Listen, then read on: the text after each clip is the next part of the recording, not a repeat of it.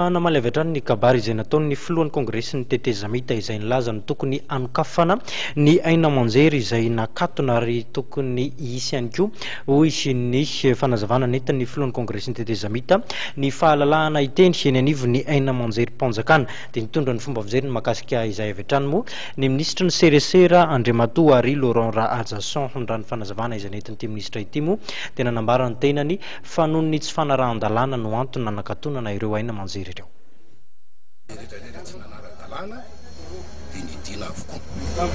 Ka na iza hitaka famoahana zany raha mbola tsy manara-dalàna lay haino amanjery dia mihity raha mbola zany tokony andraikitra ny serasera mahazo manao zay tiany ataony mahazo milaza zay tiany lazaina zay te hiteny rehetra na iza fa mihity reo satria tsy manara-dalàna zay mivaly tena imena fa remarka fotsiny ka zay tokony mba manenatr'olona nandehibe ohatr'izao mampiseho tsy fahaizana lalàna mampiseho hoe ndao anitsapitsaka lalàna mazava ny tenin'ny filoha teo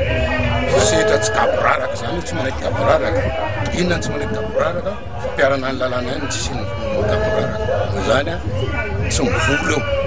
zay ny tenin'ny ministra Serasera sady filohan'ny CSA tsy mivolo rehetrarehetra reo raha tsy manara-dalàna anisan'ny lehibe amin'ilay lalàna igny dia tsotra ny fahamoahana haino amanjery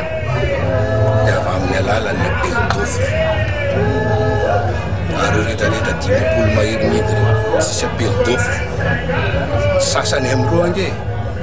taratasy fotsiny manao fangatahana le tompony dia nasian'le tombona andraikitry ny ministera teo aloha hoe ao ara fa asiana avis favorable dia tohizo ara le démarche anareo dia iny avis favorable iny fotsiny soratra eo dia vahiny dia efa sokafana le haino amanjery taiza koa misy avis favorable dia efa mahazo manao haino amanjery dia raha vototo fa tsy misy an'izany dia misy ligne éditoriale ania io haino amanjery mpanjakana tsotra ny taloha hoe zay misy azo matanjaka rabava dia mivazavazo haino amanjery mpanjakana tsy natao fitaovana anaovana kidrakitra politika tsy natao fitaovana anaingana olona anohatra amin'ny fahefam-panjakana tsy natao fitaovana ataontsika hoe hiadivana samy mpanao politika fa ny haino amanjery mpanjakana dia fitaovana na ilazana vaovao amin'ny tombotsoa be somaro fitaovana anaovana fanentana